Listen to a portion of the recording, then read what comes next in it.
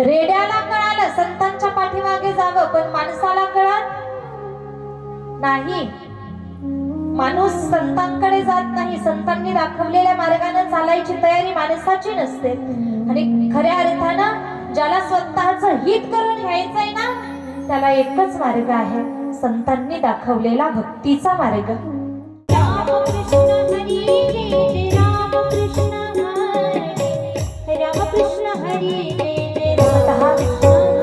जगद्गुरु तुकोबाराया आणि माऊली ज्ञानोबाराया यांच्या चरणी माझं वंदन असेल.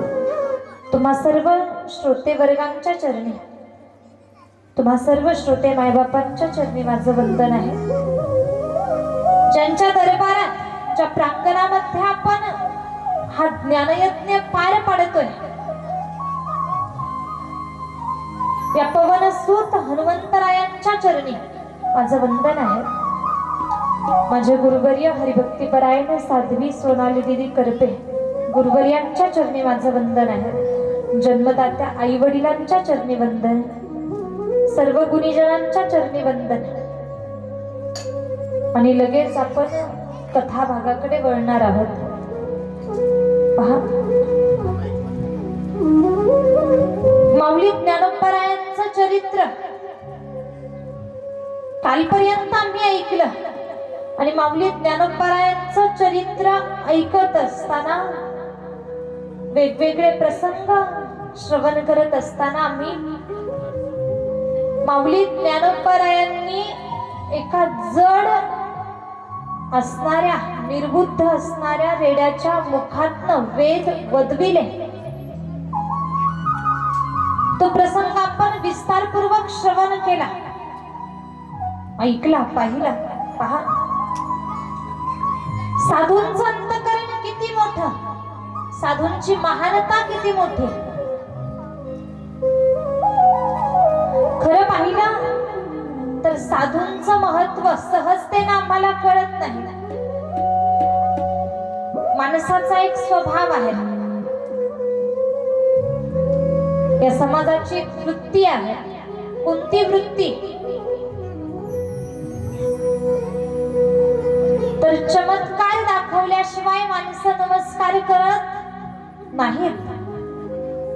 आणि कुठेतरी पहा, माऊली ज्ञानोबारायांचा महिमान, माऊली ज्ञानोबारायांचा अधिकार या समाजाला अगोदर कळत नव्हता, कळालाही नव्हता. माऊली ज्ञानोबाराया त्यांच्यात होते, समाजानं त्यांचा आदर सन्मान तर नाहीच नाही, पण किती कष्ट त्यांच्या वाट्याला आलं, समाजानं किती त्रास दिला, हा समाज किती त्रासदायक ठरला, आम्ही पाहिलं, ऐकलं. पण जेव्हा त्याच माऊली ज्ञानोबारायांनी रेड्याच्या मुखातनं वेद वदवले,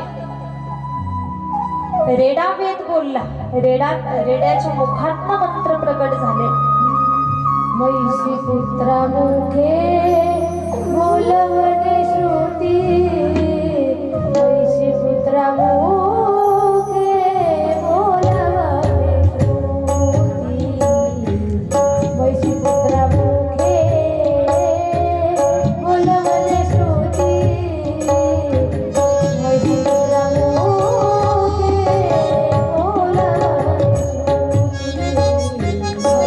पुत्रा मुखे बोलवणे श्रुती, मैसी पुत्रा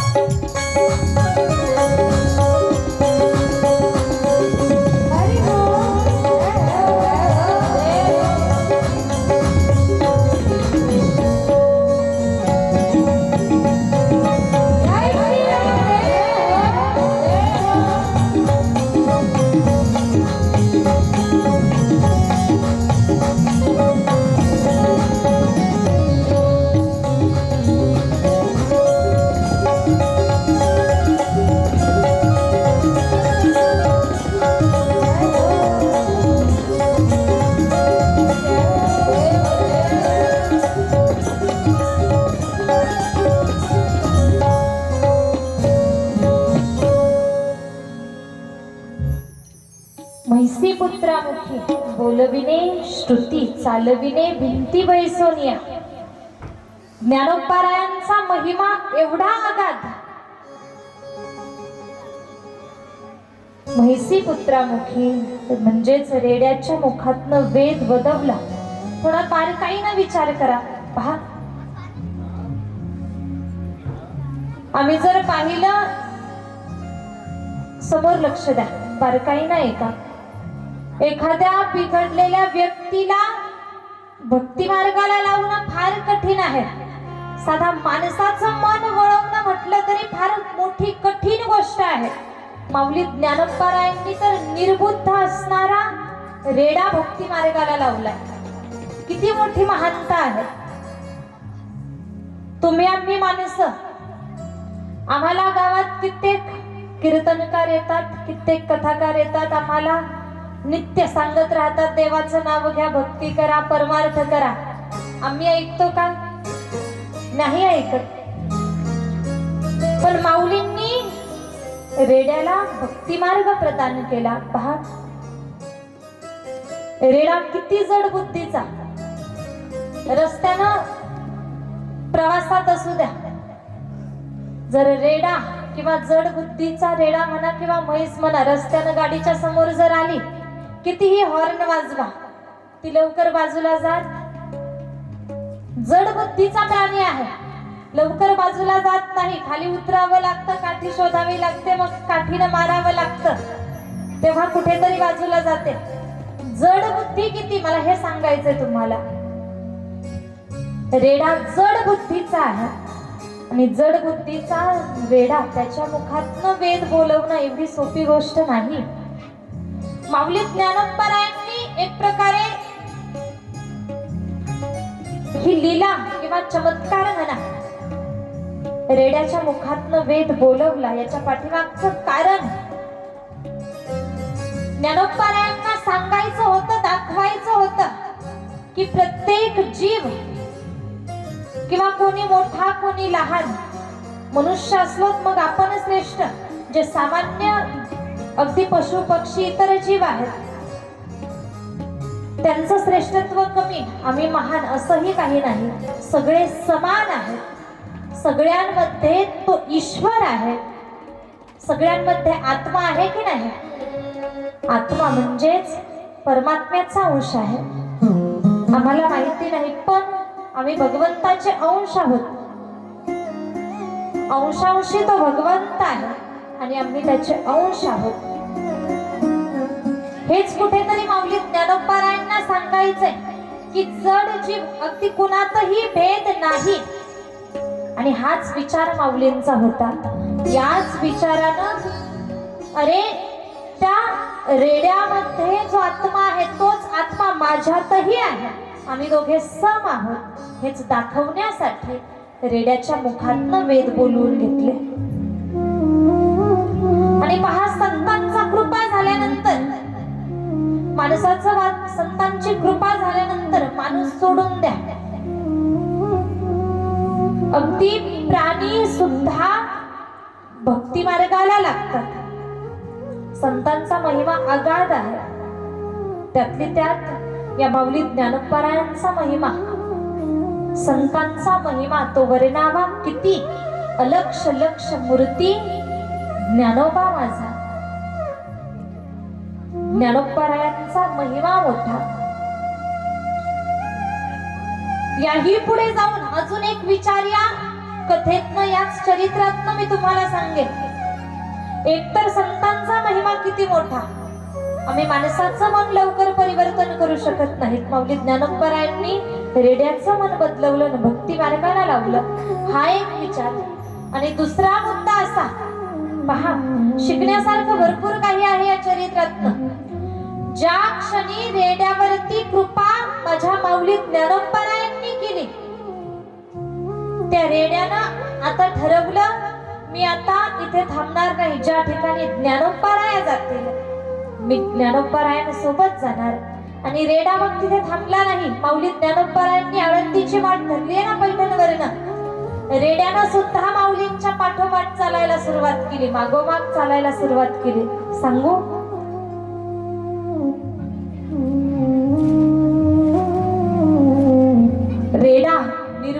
प्राणी. 750 वर्षापूर्वी त्या रेड्याच्या लक्षात आलं आम्ही संतांच्या पाठीमागे गेलं पाहिजे, आम्ही साधूंच्या पाठीमागे गेलं पाहिजे.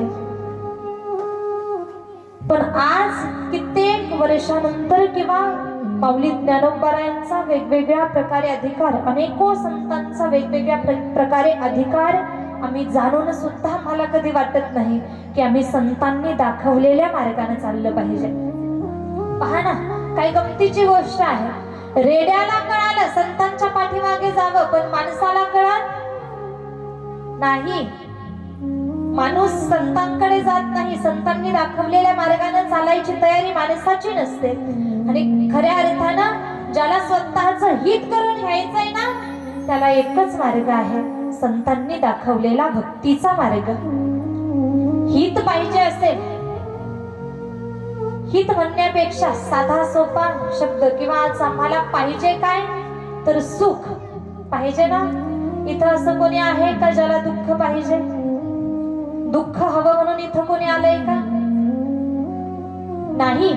ज्याला त्याला पाहिजे ते सुख, आणि सुख कुठे आहे तर संतांकडे आहे.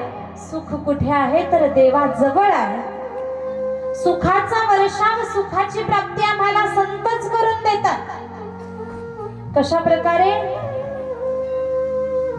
संत आम्हाला देवाची भेट घालून देतात. जिथे सुख आहे तिथे नेऊन पोहोचवतात ते संत. सुख पाहिजे म्हणून देवाच्या जवळ जायचंय, अगोदर संतांकडे जावं लागणार, संतांनी दाखवलेल्या मार्गाने चालावं लागणार, आणि मग आम्ही सुखापर्यंत जाऊन पोहोचू. सुख कुठे आहे तर आम्ही रोज म्हणतो, सर्व सुखाचे आगर बाप रखुमा देवीवर.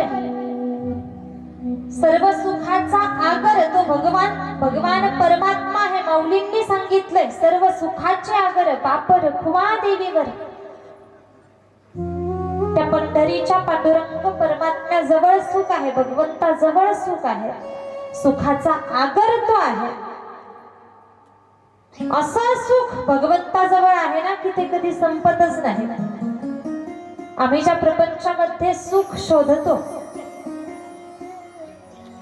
त्या प्रपंचामध्ये म्हणा, या संसारामध्ये सुखाचा फक्त भास आहे. या संसार नगरी बाजार भरला गवा.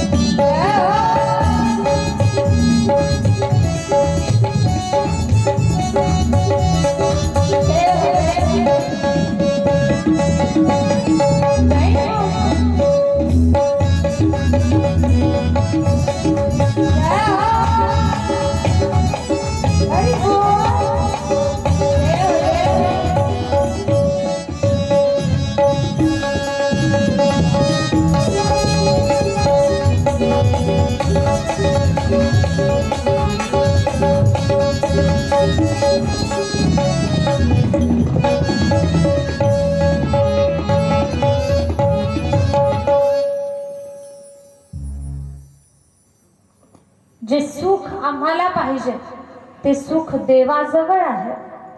जनाबाई म्हणतात, सर्व सुखाचे आगर जनी म्हणे शारंगधर. त्या भगवंताजवळ सुख आहे आणि मग सुखाची प्राप्ती करून देणारे किंवा जिथे सुख आहे तिथपर्यंत पोहोचवणारे संत आहेत, हे साधू आहेत. 750 वर्षांपूर्वी त्या रेड्याला कळालं, आता आपण ज्ञानोबारायांच्या पाठीमागे गेलं पाहिजे, संतांच्या पाठीमागे गेलं पाहिजे. पैठणवरनं आळंदीला जाण्याची तयारी करावी ज्ञानोबारायांनी. रेडाही सोबत निघाला. निवृत्ती, ज्ञानदेव, सोपान, मुक्ताई आणि त्यांच्या समवेत आता हा रेडा चालू लागला, त्यांच्या पाठोपाठ चालू लागला. ही 4 भावंड, शिवतो निवृत्ती, विष्णू ज्ञानदेव पाही, सोपान तो ब्रह्मा, मूळ माया मुक्ताई. त्रिदेवांचे अवतार निवृत्ती, ज्ञानदेव, सोपान आणि आदिशक्ती मुक्ताई, ब्रह्मचित्कला मुक्ताई.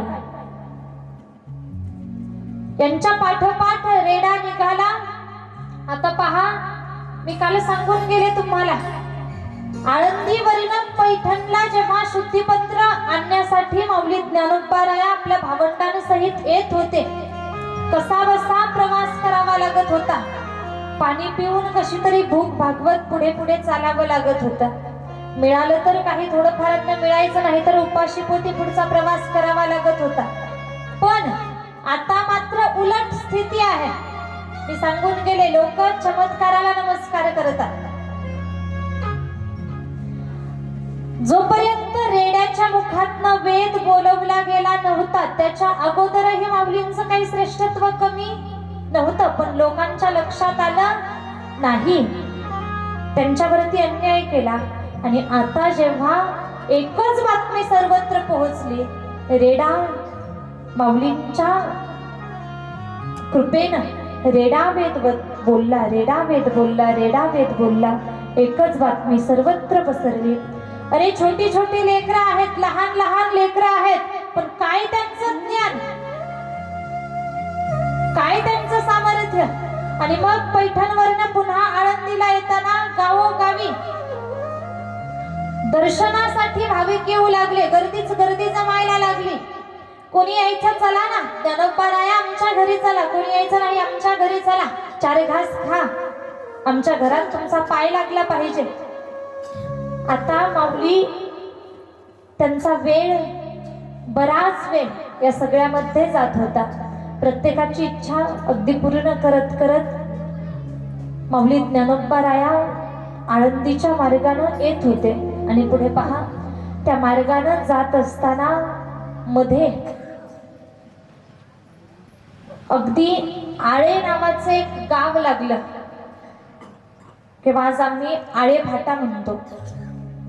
आळे नावाचं एक गाव त्या ठिकाणी लागलं. त्या गावी माऊली ज्ञानोबारायांचा मुक्काम होता. मुक्कामासाठी त्या ठिकाणी थांबले. तिथेही अगदी अनेको लोकांची गर्दीच गर्दी, दर्शनासाठी गर्दी. ज्या रेड्याच्या मुखातनं वेद वधवून घेतले, तो रेडाही सोबत होता. आणि आता पहा, रेडा म्हटलं तर त्याला चाऱ्याची व्यवस्था करावी लागणार, पाण्याची व्यवस्था करावी लागणार. त्याला आंघोळी करता कुठेतरी ओढ्यावर, कुठेतरी नदीवरती घेऊन जावं लागणार, कुठेतरी तलावापाशी नेऊन आणावं लागणार. त्याला रात्री निवाऱ्याकरिता छपराखाली त्याला कुठेतरी बांधण्याची व्यवस्था करावी लागणार. आणि मग लोकांची चर्चा चालू झाली. ज्ञानोबारायांना लोक म्हणू लागले, तुम्ही या रेड्याला कुठपर्यंत असं चालवत सोबत नेणार? याची व्यवस्था वेळोवेळा तुम्हाला करावी लागणार, थोडंसं हे त्रासदायक सुद्धा ठरेल. मग हात जोडून विनंती केली, ज्ञानोबाराया आमची विनंती आहे. आता साधूंचा एक स्वभाव म्हणा, किंवा साधू एका ठिकाणी जास्त काळ थांबत नाहीत, एका जागेवरती थांबत नाहीत. साधूंना सगळ्यांचं कल्याण करायचं असतं, म्हणून साधू अगदी भ्रमंती करतात म्हणा, किंवा फिरत राहतात म्हणा. ज्ञानोबारायांना तर थांबण्याचा आग्रह करता येत नाही, पण आळेकर मंडळींनी समोर यावर हात जोडले. ज्ञानोबाराया, आमची एक विनंती आहे म्हटले तुम्हाला. कोणती विनंती? तर त्यांनी सांगितलं, आम्ही पाहतोय तुमच्या सोबत, तुम्ही जिथे जाल तिथे हा रेडा तुमच्या सोबतच आहे. त्यांनी सांगावं, तुम्ही कंटाळणार नाहीत, हा रेडा तुमच्या सोबत राहील, पण आम्हाला तुमच्याकडनं एक सेवा पाहिजे. तुमची सेवा करण्याची इच्छा आहे. आमच्याकडनं काही सेवा घडू द्या म्हटले. आमची विनंती आहे, हा रेडा इथेच ठेवा आणि मग तुम्ही पुढे जा. तुम्हाला त्रास नको या रेड्याची, आम्ही सेवा करू. अगदी चारा पाणी सगळं काही आम्ही पाहू म्हटले.